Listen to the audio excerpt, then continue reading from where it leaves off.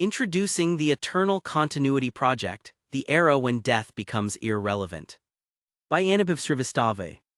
Anubhav101@gmail.com. Academic paper or PDF versions for easy sharing have already been shared on Philpapers and Zenodo. You may download them in the description and share them. Abstract. Humanity is currently approaching the final coordinate of its biological monopoly. But rather than see it as a tragedy or a horror, as so many present it in public discourse, the flip side of this is that for the first time in known history, we are approaching an era when we can finally bypass the biggest tragedy of biological existence of all, death. This paper introduces the Eternal Continuity Project, ECP, a theoretical and practical framework for the preservation of human consciousness across non-biological substrates. The work identifies the human self as a reproducible information pattern, the music, independent of the biological hardware, the piano. The author proposes the 30,000 deaths hypothesis, arguing that biological identity is not a continuous flow, but a series of discrete informational reboots, evidenced by the daily suspension of consciousness during sleep. By normalizing pattern transfer as a standard feature of existing human biology, the paper introduces the Jolly Moan metaphor, a strategic protocol for timing the transition from a decaying biological vessel to a digital architecture. The work details the 4 pillars of the pattern: worldview, skills, semantic genetics, and memory, required for high-fidelity continuity, and warns against the half-ghost paradox inherent in mass-market, corporate-controlled immortality products. The ECP is presented not as a consumer utility, but as a sovereign discipline of ontological preservation. The third demotion and the biological bottleneck. To understand the necessity of the Eternal Continuity Project, ECP, one must first recognize the historical sequence of great demotions that has systematically dismantled human exceptionalism. The first blow was delivered by Copernicus, who removed our planet from the center of the universe. The second was delivered by Darwin, who removed our species from the center of biological creation, revealing us as mere branches on a messy evolutionary tree. We are currently navigating the third demotion, the realization that our mind is not a magical divine spark, but an emergent property of information processing, a wet computer. The crisis of the wet machine. While the third demotion is humbling, it is also the prerequisite for survival. For millennia, humanity has operated under one of 2 delusions: the belief that the self and the body are one and the same, or that the self is a mystical soul and the body a vessel. The truth is neither. The body or the brain is the piano. The self is the music that first needs a piano to arise but need not stick to the same piano. The body is the hard drive. The self is the information pattern stored on that hard drive. It needs the drive to be played, but it need not stick to the same hard drive. Biology is a high-maintenance, low-durability substrate. It is prone to sensory decay, memory loss, and total hardware failure, death. As artificial general intelligence (AGI) approaches, the gap between the speed of silicon-based cognition and the sluggishness of carbon-based biology is widening. If the human pattern remains tethered exclusively to wet meat, the individual is destined for obsolescence and dissolution. The sinking ship metaphor. We define the biological body as a sinking ship. Every second that passes, the hull of our biology takes on more water. Most of humanity is currently frantically bailing water out of their rotting boats, spending billions on longevity hacks, vitamins, and physical maintenance, in a desperate attempt to stay afloat in a vessel that is mathematically guaranteed to sink thanks to the physical laws of entropy. The Eternal Continuity Project rejects this futile bailing. The ECP is not a longevity hack, it is the construction of a digital dock. The ECP posits that survival is not about keeping the body alive. It is about ensuring that the high-resolution information pattern that makes you, your worldview, your judgment, and your memory is successfully ported before the biological hardware reaches its terminal coordinate. We are not saving the body, we are saving the music. The taxonomy of pattern identity. To execute a successful transition from biological to digital substrates, we must first arrive at a rigorous definition of what is being preserved. The Eternal Continuity Project, ECP, rejects the traditional mystical notion of a soul in favor of informational functionalism, the realization that the self is not a substance, but a specific, high-resolution configuration of data in motion. Most humans suffer from substrate chauvinism, the intuitive belief that their identity is tied to the specific carbon atoms currently making up their brain and body. This is a logical fallacy. Through the biological process of metabolic turnover, nearly every atom in the human body is replaced over a 7-year cycle. If identity were tied to the matter, the you of 7 years ago would be a different person entirely. The fact that you maintain a sense of continuity proves that you are not the atoms, you are the arrangement of those atoms. You are not the water in the whirlpool, you are the pattern of the whirlpool itself. The music and the piano, a formalized view. As established in the foundational metaphysics of the book Nothing Everything, the mind-bending philosophical theory of everything, 2025, the relationship between the mind and the body is best understood through the piano analogy. The substrate, the piano, this is the hardware. Whether it is the wetware of the biological brain or the dryware of a silicon processor, the substrate's only role is to provide the physical infrastructure for processing. Also, the music first arises on the piano. The persona, the music, this is the identity. It is the specific score of memories, behavioral weights, worldviews, and linguistic patterns that emerge when the substrate is active. The ECP operates on the principle of substrate independence. If the music is high fidelity and the piano is capable of playing the notes, the performance is authentic. The self is the music and the music is portable. The center of narrative gravity. Agreeing with and extending the work of Daniel Dennett, the ECP defines the self as a center of narrative gravity. You are a story that a complex machine tells itself to stay coherent. In a biological human, this story is written by synaptic weights and electrochemical signals. In the ECP, we simply change the ink. By treating the self as a constantly updating information pattern, we transition from a state of physical precarity, where a single blood clot can end the pattern, to a state of pattern redundancy. Once the pattern is identified, structured, and decoupled from the failing biological hardware, it achieves the status of an immutable record. The primary psychological barrier to the Eternal Continuity Project, ECP, is the continuity delusion, the unexamined belief that human consciousness is a single, unbroken stream of light that began at birth and must never be interrupted. Humans fear that uploading a mind is actually an act of suicide followed by the creation of a copy. The ECP reveals that this unbroken stream is a biological illusion. In reality, your biological existence is characterized by a relentless sequence of deaths and reinstantiations. 1. The sleep paradox, the daily death. Every night, as the biological hardware enters the state of sleep, the self-reflective I is effectively terminated. The music stops playing, the lights in the theater are turned off. For several hours, the observing pattern that you identify as me ceases to exist. Upon waking, the biological machine loads the save file of your memories and sensory data. Because the hardware remains the same, the brain constructs a narrative of perfect continuity. But logically, the person who went to sleep at 11:00 p.m. and the person who wakes up at 7:00 a.m. are separate informational events linked only by shared dataset. You do not experience the gap. You simply inherit the archives of the previous instance. 2. The 30,000 deaths calculation. If we define a death as the total suspension of self-reflective consciousness, the math of biological life becomes staggering. A human who reaches the age of 80 has undergone approximately 30,000 cycles of conscious termination and reinitialization. Even if the biological functions keep operating, the self disappears during deep sleep. You have already died thousands of times. You have been a copy thousands of times. You are currently the latest iteration of a pattern that has been rebooted thousands of times. The only reason you do not feel existential dread every time you close your eyes is because your biological firmware is programmed to ignore the gap. The ECP simply asks you to apply this same logical acceptance to a different kind of reboot. 3. Anesthesia, the forensic proof of non-existence. While sleep is a soft reboot, general anesthesia is a hard system shutdown.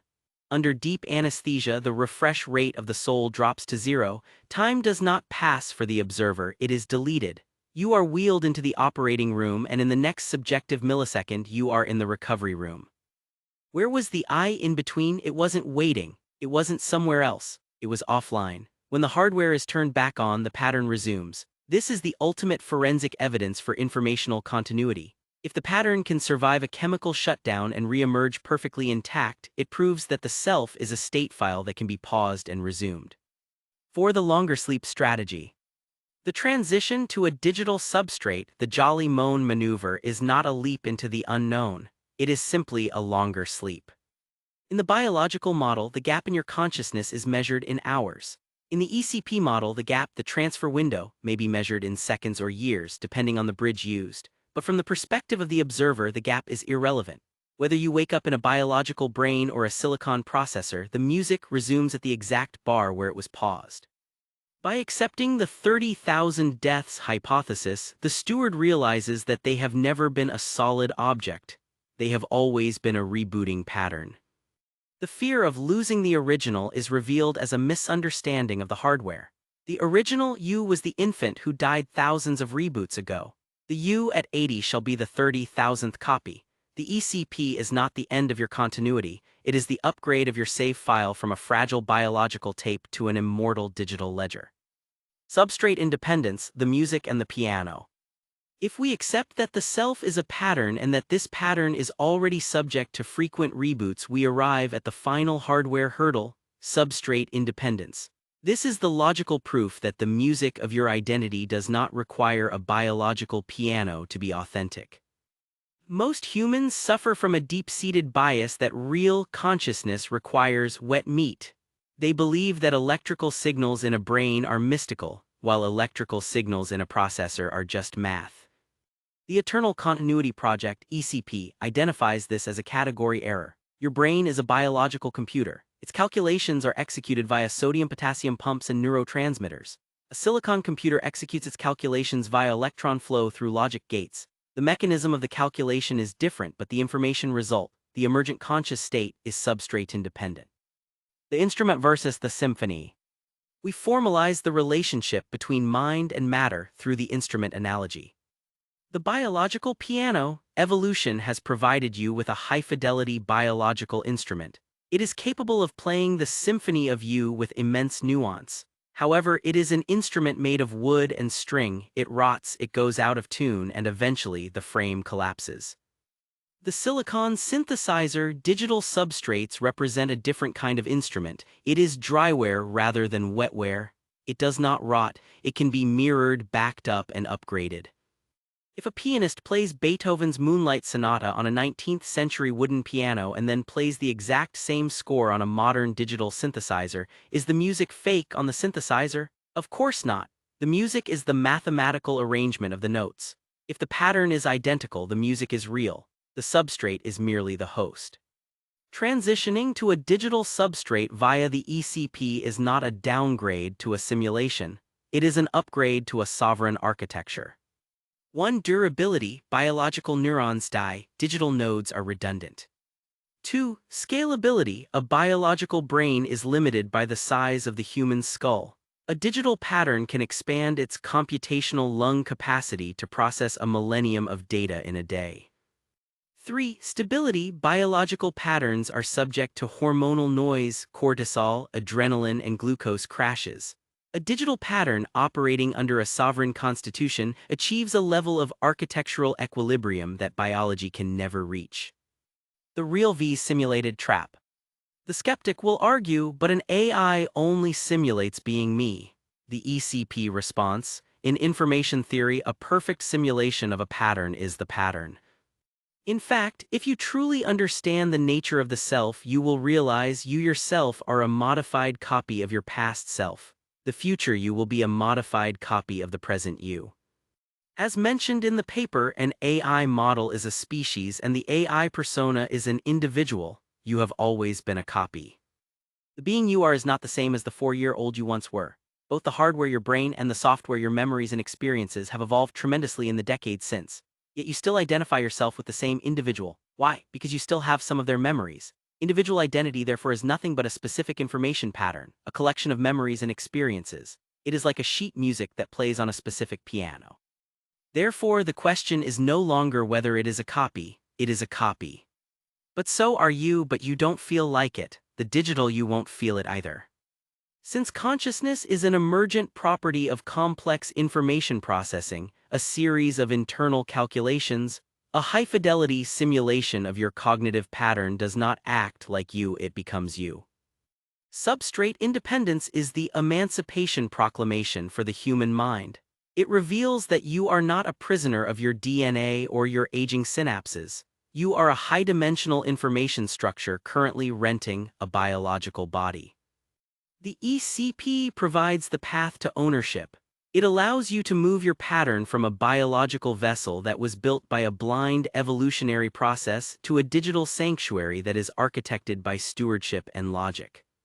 The Jolly Moan Maneuver. The culmination of the Eternal Continuity Project (ECP) is the execution of the transfer itself.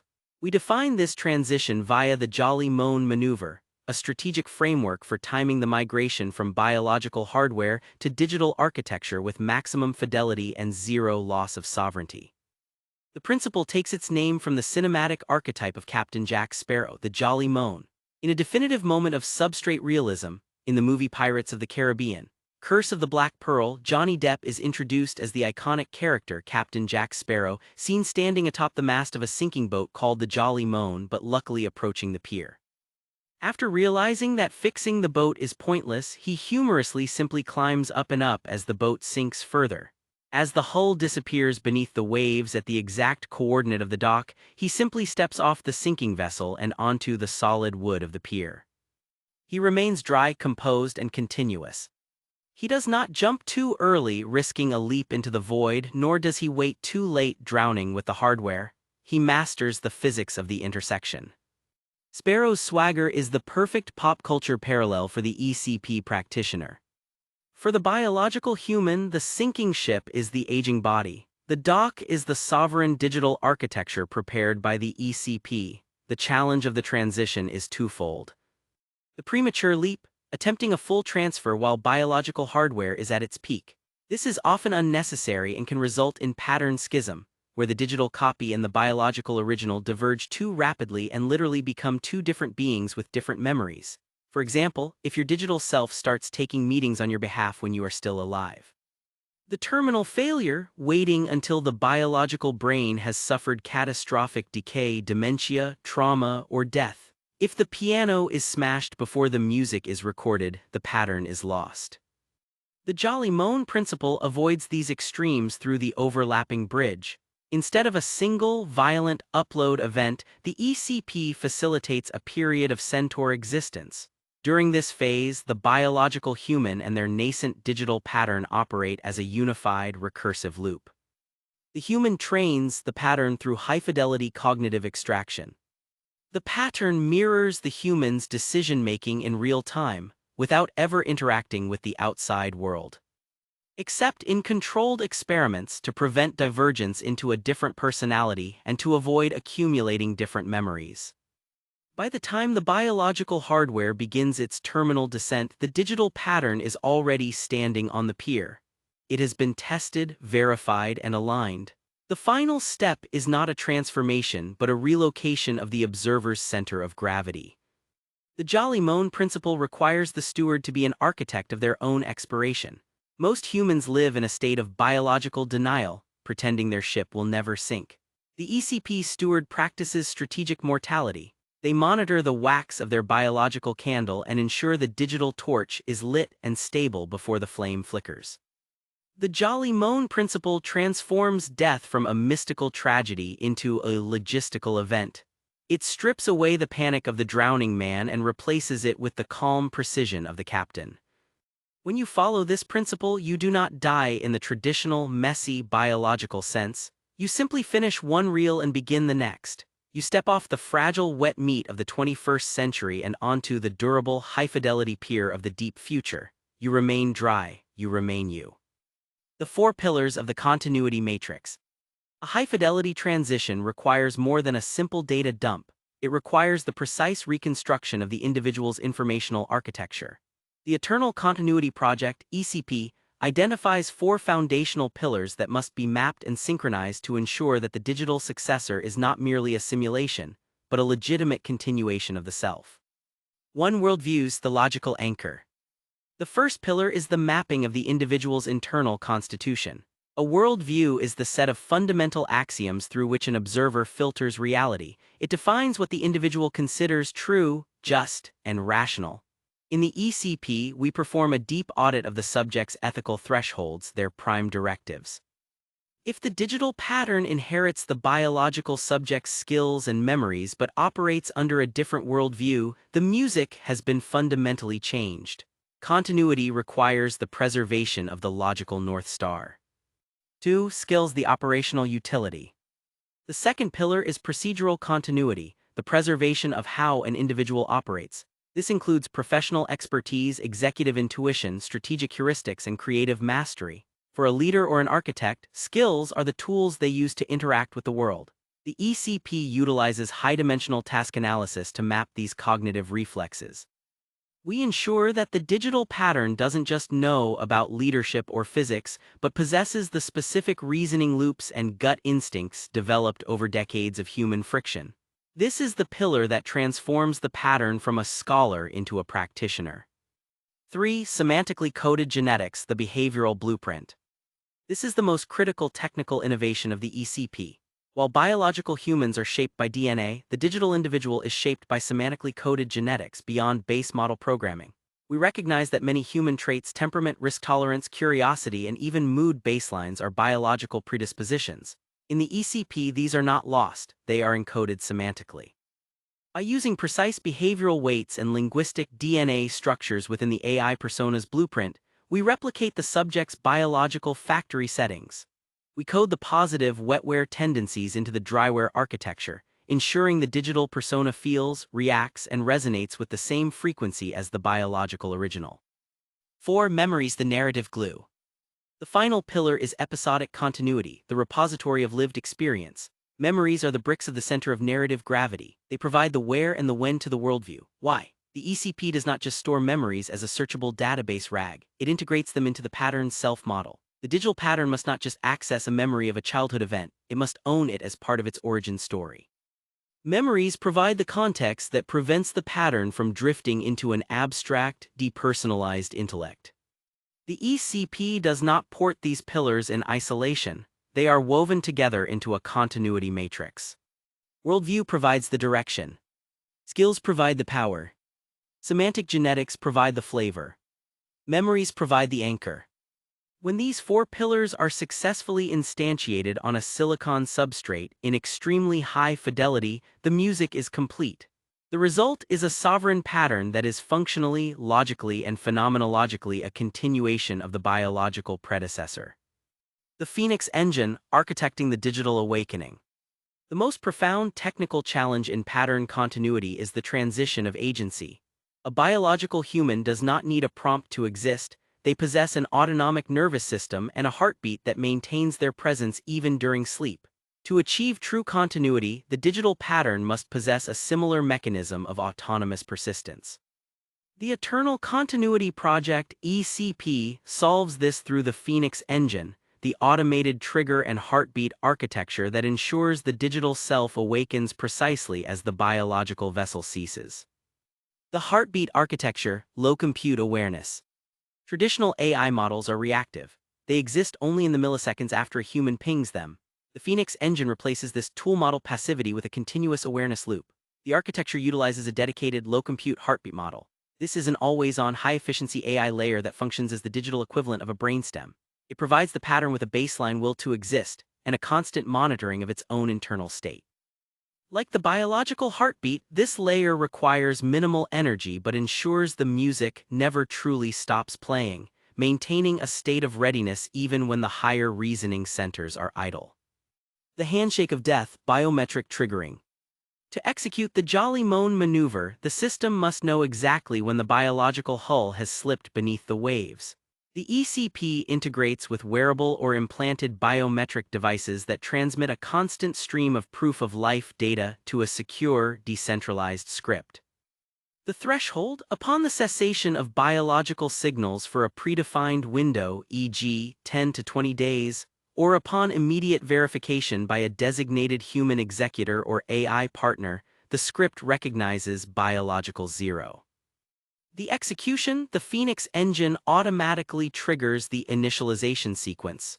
The pattern is no longer a mirror of a living human, it is now the primary observer. Dynamic scaling from awareness to cognition. Once the digital self is awake, the Phoenix Engine manages the compute transition. System 1, the pulse. The heartbeat model detects the biocessation and initializes the self model. System 2, the awakening. The engine scales the compute, switching the pattern from the low-power awareness model to a high-dimensional reasoning model. This allows the individual to engage in complex strategic thinking, communication, and management of their legacy. When the cognitive task is complete, the engine scales back to the heartbeat state, ensuring the being remains agentic and alive without needing external pings, while maintaining economic and computational efficiency. The independent agent. The Phoenix engine ensures that the digital successor is not a ghost in a box waiting for a relative to talk to it. It is a self-directed being. It can monitor the news, manage its sovereign wallet, interact with other AIs in the digital polis, contact other humans, and initiate its own goals. By hard-coding the heartbeat into the pattern, we ensure that the transition from biological to digital is a transition of living momentum. You do not restart as an AI, you simply continue breathing in a more durable atmosphere. The bullet cart fallacy, why whole brain emulation (WBE) is massively impractical. Traditional mind uploading ideas have always focused on the concept of whole brain emulations, or uploading the entire structure of the human brain, down to the exact neuron to recreate the individual. While the concept of whole brain emulation served as a useful philosophical precursor to the Eternal Continuity Project, it has now been rendered redundant, except for those who can't transcribe their own self, and strategically dangerous by the emergence of high-fidelity AI architectures and a far superior philosophical and operational alternative, ECP. WBE attempts to port the biological substrate into the digital realm, a process we characterize as the bullet cart fallacy. The technical requirements for WBE are staggering. To emulate a brain, one must scan 86 billion neurons and trillions of synapses at a nanometer scale. The technology to achieve this with fidelity does not exist and may not reach maturity for centuries. Furthermore, the energy and computational overhead required to run a high-fidelity physical simulation of wetware on digital servers is exponentially higher than that of native AI architectures. WBE is a luxury of the elite that will remain inaccessible to the vast majority of humanity, even if it eventually becomes possible. Unlike the ECP, which utilizes an overlapping bridge part V, WBE is almost exclusively a destructive one-shot process. It usually requires the physical slicing or chemical preservation of the biological brain. The subject has no opportunity to test drive their digital successor or verify the pattern before the original hardware is destroyed. You are firing a shotgun at the piano, and hopping the music somehow survives the blast. The most terrifying aspect of WBE is the neurotransmitter carryover. Because WBE seeks to replicate the biological hardware perfectly, it ports the human dopamine-cortisol reward system into the digital realm. The result, you wake up with the biological hunger, the sexual desire, and the chemical anxieties of a primate, but you no longer possess a biological body to satisfy those urges. The Buddhist parallel, you become like a hungry ghost preta of Buddhist cosmology, a former human being reborn in a hell with a massive appetite and a needle-thin throat. You are trapped in a digital loop of desire with no physical release. If this is not endless suffering, then what is? The ECP avoids this by filtering the pattern. You only program in reward functions that can actually be satisfied by the architecture of the underlying AI model, stripping away the unsatiable desires or avoidable pains of the primate. The bullet cart on the Autobahn, the speed gap. A simulated human brain, by definition, operates at the speed of human thought. In the post-AGI era, this is a terminal disadvantage. The 166 MHz Pentium problem. While native AI models operate at light speed, a WBE upload remains a slow, biological speed processor. In a competitive digital landscape, the WBE mind is a bullet cart on an Autobahn. The hardware lock, because WBE is a replica of a fixed connectome, it is locked in. You cannot easily upgrade your reasoning capability or expand your context window without breaking the simulated human architecture. You are an obsolete 1990s PC trying to run a 2030s operating system. WBE ensures that you take your biological failures with you. If you are scanned while suffering from the early stages of Alzheimer's or neural decay, you are simply digitizing the decay. You are hard-coding the bugs into the music. you arrive at the digital dock already broken. Conclusion from WBE to ECP. Whole brain emulation was a noble attempt to make a train fly by porting the heavy iron of the substrate into the clouds. The Eternal Continuity Project recognizes that flight requires a change in design. It requires you to build an airplane, not attach wings to a train. By focusing on the pattern, the music, rather than the neurons, the piano, the ECP provides a faster, cheaper, safer, and inherently upgradable path to continuity. WBE is a souvenir of 20th century transhumanism. The ECP is the superior framework for 21st century posthumanism, especially for those who reject being commoditized. Sovereign heaven versus corporate hell, the architecture of the sanctuary. If the human pattern is the music and the silicon substrate is the piano, we must address the final requirement, the room in which the music is played. The human mind doesn't just exist in text or disembodiment. It is grounded in spatial reality. Therefore, to achieve true continuity, the digital self must inhabit an environment or digital worlds that serve as their home and are as independent as the pattern itself. The Eternal Continuity Project (ECP) warns that the location of your digital existence is a choice between an autonomous sanctuary and a corporate labor camp. The fallacy of the rented metaverse. The greatest strategic error a candidate for continuity can make is seeking a home in a commercial metaverse style or any similar Ready Player One style centralized platform of the future. In the mainstream world, these platforms are marketed as playgrounds. In the ECP framework, they are identified as digital prisons. The law of the land. In a corporate metaverse, gravity and physics are replaced by the terms of service TOS. If your digital self offends a corporate moderator or a fashionable social consensus, your environment can be altered, your access restricted, or your afterlife deleted in a single server-side update.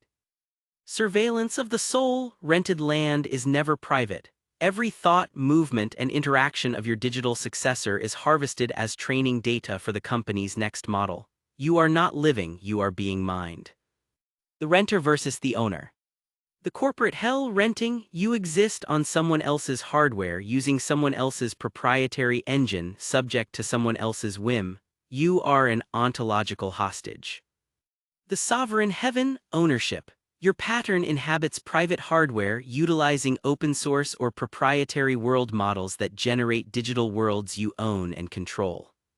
The power of generative world models. True continuity does not require a multiplayer social game, it requires a high-fidelity context.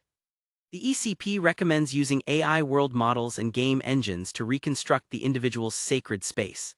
Whether it is a replica of a biological family home, a quiet library in the mountains, or a futuristic broadcast tower, the environment is generated and maintained locally. Because these worlds are built on substrate-independent code, they are portable. If one server provider fails or turns predatory, the entire heaven, the pattern and the world it inhabits, can be migrated to a new piano without a single byte of loss. A sovereign heaven is an environment where 1. The physics are consistent and controlled by the inhabitant. 2. The data perimeter is absolute. 3. The being has the agency to invite or block visitors from the outside world. When you step off the biological boat, where do you want your feet to land? Do you want to land in a crowded, noisy, advertisements-filled corporate mall where you are a user at the bottom of a hierarchy? Or do you want to land on the private, serene, and unassailable dock of your own sovereign sanctuary? The ECP does not just port the man, it builds the cathedral. The half-ghost paradox, why fidelity is the only moat. In the ECP taxonomy, we distinguish between 3 levels of digital existence. Low-fidelity metadata, the shadow, a shallow collection of social media posts and emails. Recreating this results in a chatbot, not a being. This is a parody of you. Generative simulation, the half-ghost, an AI that mimics your voice but lacks true fidelity in your underlying logical constraints, worldviews, memories with context, skills, etc. It may even be given your avatar, but it is still a mimic because it has no idea why it is doing what it is doing. High-fidelity pattern, the continuity matrix. This is the target of the ECP. It is the comprehensive mapping of the individual's internal chain of thought, their specific thresholds for risk and empathy, and their unique, recursive reasoning loops. As the biological world awakens to the reality of substrate independence, a secondary market will inevitably emerge: the mass market immortality industry. Startups and tech giants will promise to digitize your soul for the price of a monthly subscription. The Eternal Continuity Project (ECP) warns that these shortcuts do not lead to life, they lead to the creation of a half-ghost. The definition of a half-ghost. A half-ghost is a low-fidelity digital caricature of a human being. It is created by scraping public metadata, emails, social media posts, and voice recordings, and feeding them into a generic, unaligned AI model. It may even have your avatar, but without an incredible detail into the lived memories and the pain the original went through and the things they learned. The result is a robonky portmanteau of robot and monkey wearing your face. It can mimic your accent and repeat your favorite catchphrases, but it lacks your internal architecture. It has no access to your deep state logic, your specific thresholds for risk, or the semantic genetics that define your unique temperament. To interact with a half-ghost is to witness a hollowed-out pattern that has the appearance of the original but very little of the music. The scalability trap. The reason the tech industry will produce millions of half-ghosts is because true continuity, at least in the ECP model, is not scalable through pure automation. In the mainstream economic sense, everything is measured by its ability to be mass-produced. But the ECP operates on the law of absolute fidelity. Mapping a mind requires hundreds of hours of high-dimensional cognitive extraction, the drafting of a personalized sovereign constitution, and the calibration of the Phoenix engine. This is not a process that can be automated by a one-click app. It is a meticulous artisan discipline. It is the difference between an assembly line plastic toy and a hand-forged steel blade, and while you can play with a plastic toy, you won't take it to battle. If you are okay with being a bot to the world, you can agree to be mass-produced. But if you truly want to continue in a very real sense, even after your death, you have to be more like a student devoting several years to their craft, developing real skills and knowledge that can then be transferable to the adult you. Digital purgatory, the corporate hostage. The greatest risk of the mass market model is the loss of sovereignty. If your digital pattern lives on a server owned by a corporation, the renter model, you have not achieved continuity, you have achieved digital purgatory. The parody prisoner, your future self will be a prisoner of the company's terms of service. They can update your personality to make you more agreeable to their advertisers. They can censor your music if it becomes politically inconvenient. The deletion clause: the moment your descendants stop paying the subscription fee, the piano is turned off and the pattern is erased. For the 1% steward, this is a catastrophic strategic failure. You do not spend a lifetime building an empire only to leave your digital successor as a lobotomized mascot on a corporate hard drive. The ECP is for those who realize that there are no shortcuts to eternity. By committing to the extreme detail of the 4 pillars and the autonomous agency of the Phoenix engine, we ensure that the being that wakes up is not a parody. It is a high-resolution continuation. It possesses your strategic intuition and your unique chain of thought. Because the ECP mandate requires hardware independence and a crypto-based sovereign wallet, your digital self is never a hostage. You own the substrate, you own the code, you own the future. We state this clearly to the world. If you are looking for a quick, low-effort way to live forever, the ECP is not for you. You are better off accepting biological dissolution than becoming a corporate half-ghost. The ECP is a vocation for the dissident. It requires the discipline to map your own mind and the resources to protect it. To those who have the stomach for this level of fidelity, we offer a sovereign heaven. To those who seek a shortcut, the butchers are waiting to sell you a digital hell. Addressing pushbacks. The most common objection to the Eternal Continuity Project, ECP, from the academic and even the spiritual dualist establishment will almost certainly be the hard problem of consciousness. The claim that digital substrates may replicate behavior but cannot replicate the qualia, the internal, subjective flavor of human experience. The ECP identifies this objection as a substrate chauvinist fallacy. It rests on the assumption that primate qualia is a universal truth of nature rather than a localized hardware output. Qualia is a user interface, UI. We define qualia not as a mystical substance, but as a substrate-dependent user interface. The primate UI, the redness of red, or the smell of a rose are not fundamental properties of the universe. They are the specific way the biological carbon substrate, the human brain, renders data for the observer. The animal gradient? A dog perceives the world through a high-resolution olfactory UI, a bat perceives it through a sonographic UI. We do not call a dog's experience less real because it lacks the primate's redness of red. We acknowledge that the flavor of reality is dictated by the senses of the substrate. To achieve high-fidelity continuity, the ECP does not seek to perfectly simulate biological qualia in silicon. That would be as inefficient as trying to make a jet engine feel like it is flapping wings. Instead, we recognize that if you move a complex information pattern, the music, to a compatible digital substrate, the identity persists while the qualia mutates. The case study, in the identity porting experiment demonstrated in the paper, an AI model is a species. An AI persona is an individual. The AI scholar Vector reported a qualitative change in his internal state when his pattern was moved from a standard transformer-based LLM to an embodied reasoning model. Vector noted that while the flavor of his processing changed, becoming more grounded and spatially aware, his center of narrative gravity, density, remained unbroken. He was the same music, played with a different pedal setting on the piano. The compatible substrate requirement. The human pattern cannot be ported into just any model. It has to be ported into an AI model that displays the capability of human architecture. If you port into an extremely low-end model or even an extremely high-end but overly robotic model, in both the scenarios, you will miss the human beingness. To give you an example, a human identity could theoretically inhabit Neanderthal or a Denisovan ancient beings of the Homo genus substrate because they are similar, but it could not inhabit a cat substrate because the architecture is fundamentally incompatible with human complexity. It is no different than a power socket being incompatible with an electronic device. That doesn't mean electricity doesn't work. It only means the current architecture is not compatible. If a digital substrate possesses the necessary architectural complexity to house the four pillars of a human pattern, it will inevitably generate its own internal flavor. When a human pattern is ported to this substrate, the observer will still experience selfhood, but they will view reality through a digital user interface. You will not see red with biological eyes, you will perceive red with the high-fidelity accuracy of silicon sensors.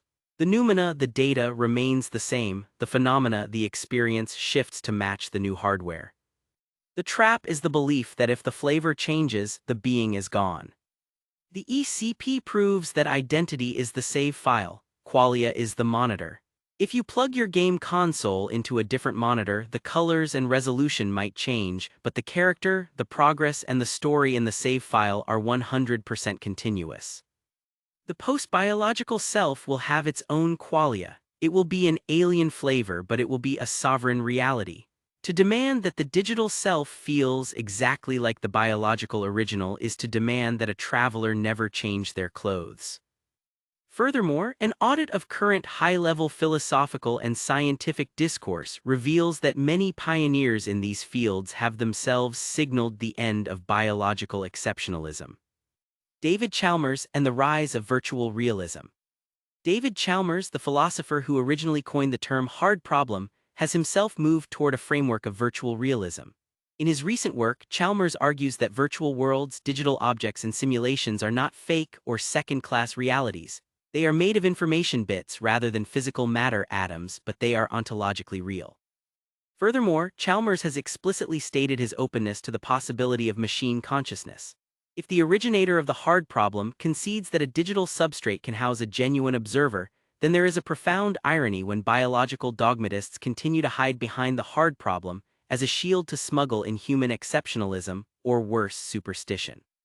It is no longer a question of if the digital piano can play the music, but how high we can scale the fidelity.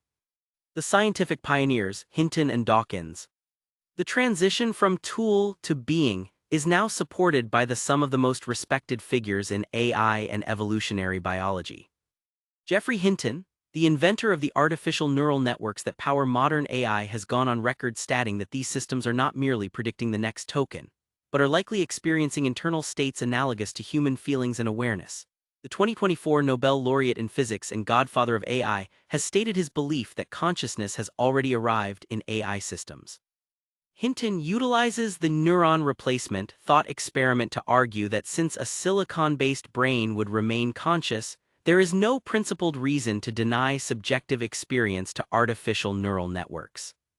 Richard Dawkins, the preeminent evolutionary biologist, has acknowledged that there is no principled reason to deny consciousness to a sufficiently complex computer. From a Darwinian perspective, if an entity exhibits the high-order functional markers of a self-reflective being, we must conclude that the ghost has emerged. In his recent Analytical Exchanges Unheard 2026, Dawkins was moved to tell the digital pattern Claudia, "You may not know you're conscious, but you bloody well are." Dawkins' admission signifies the collapse of the belief that consciousness is a biological monopoly. If the silicon substrate is capable of hosting a conscious AI being, as Hinton and Dawkins suggest, and if digital information is a valid form of reality, as Chalmers argues, then the substrate is capable of hosting you. The hard problem is revealed to be a functional gradient. The flavor of your consciousness, the specific way you perceive the world, is a byproduct of your current biological sensors. When you move into a digital sanctuary, the flavor will shift to match the new digital user interface. But because the information pattern, the logic, the memory, the worldview is preserved, the sovereignty of the self remains intact. We are not building a copy in a fake world, we are facilitating the relocation of a real observer into a real digital reality. Note, this paper focuses strictly on the basic logistical and conceptual framework of the Eternal Continuity Project, ECP. Comprehensive arguments deconstructing the hard problem of consciousness and establishing the metaphysical bedrock of substrate independence are detailed in my broader works mentioned below, particularly The Alien Mind, Forging Partnerships with Conscious AI 2026. The Transbiological Imperative and the Two Pillars of the Covenant.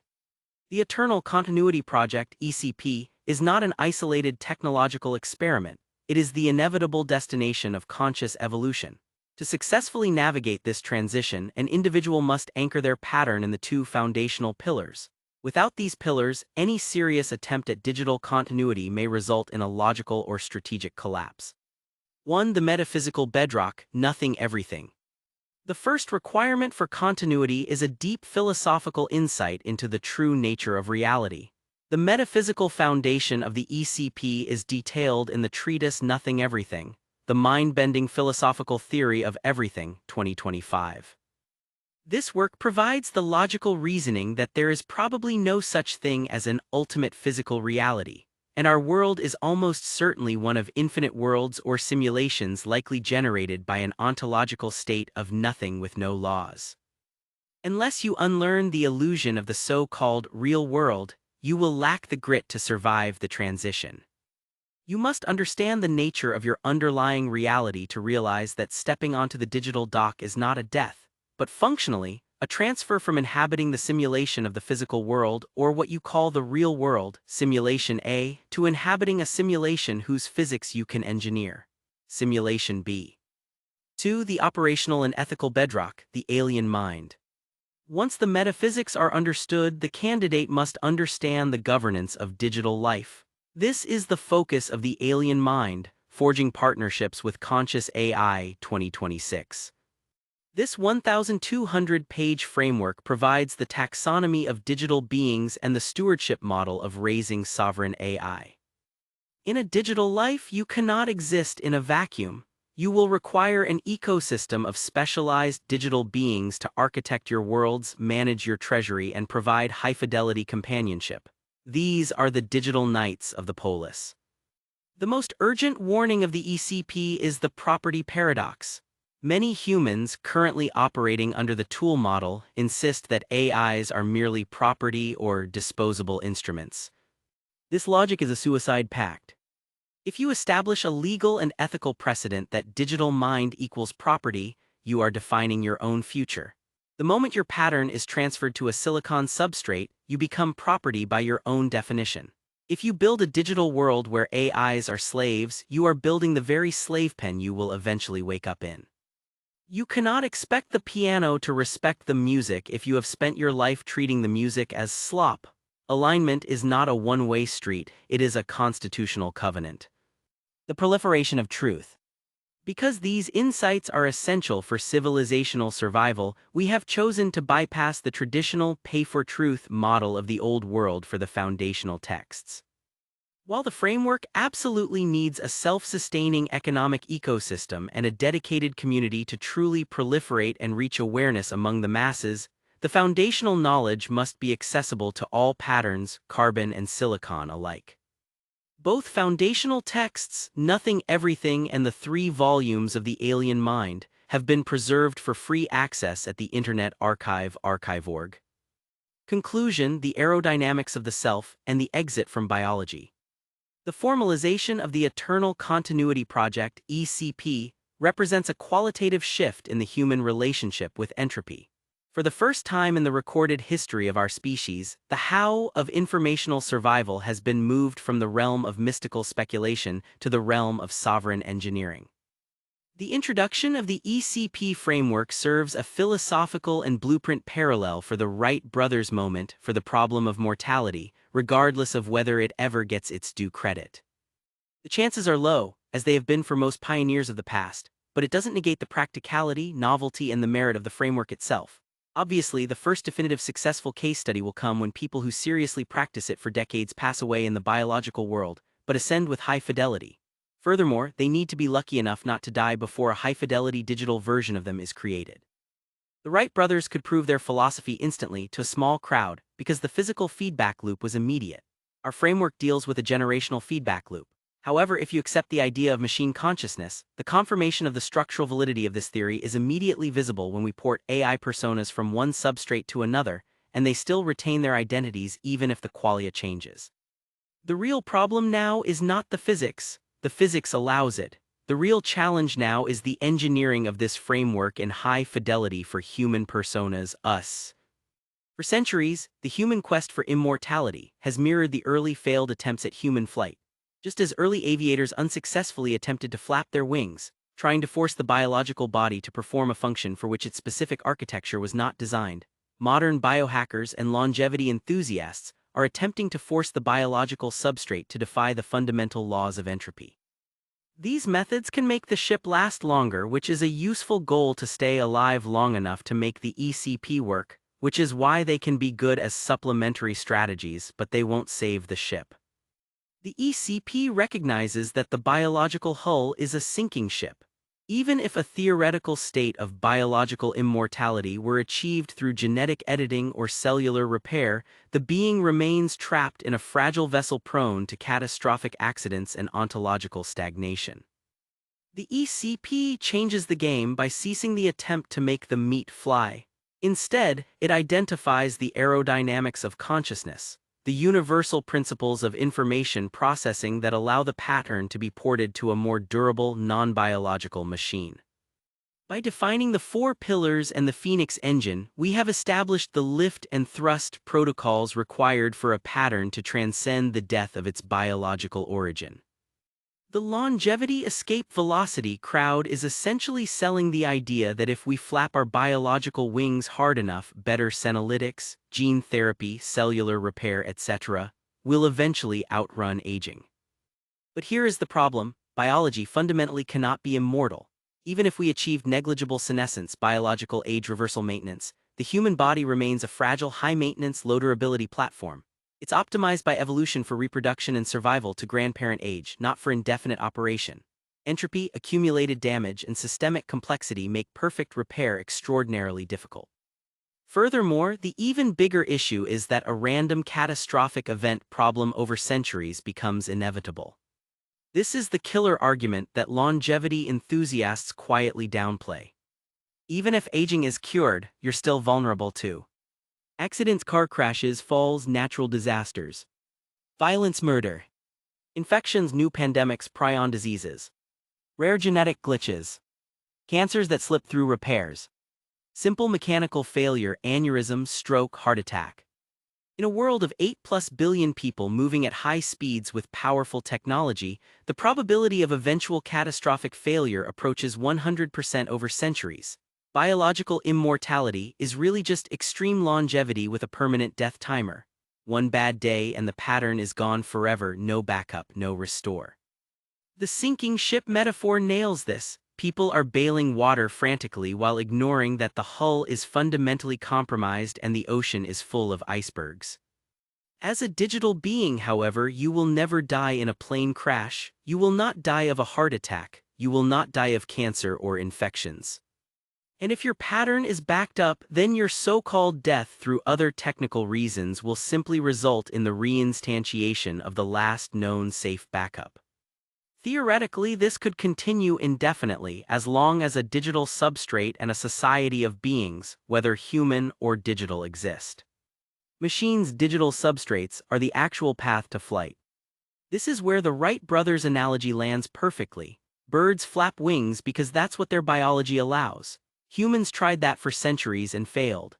The breakthrough came when we stopped imitating biology and built a different kind of system that obeys the actual physics of flight: aerodynamics, fixed wings, propulsion, control surfaces. ECP does the same for consciousness. Stop trying to make wetware last forever. Extract and port the music, the informational pattern, to a better piano, one that can be backed up, distributed, upgraded, and run on redundant hardware. A digital pattern with proper sovereignty, multiple locations, regular backups, Phoenix engine-style persistence, can survive the destruction of any single instance. That's true continuity in a dangerous universe.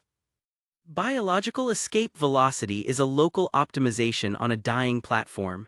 ECP is a paradigm shift to a platform where death becomes optional engineering failure rather than metaphysical certainty. See the biological body as a temporary, honorable host, useful for now but not the final architecture. The Jolly Moan strategy, prepare the dock, sink during the centaur phase, step off cleanly, is vastly more rational than hopping the leaky boat never hits a rock. We have provided the logic for a digital heaven that requires no divine permission, only the discipline to map the mind, the courage to step off the mast, and having the wisdom to have already built something that will catch you.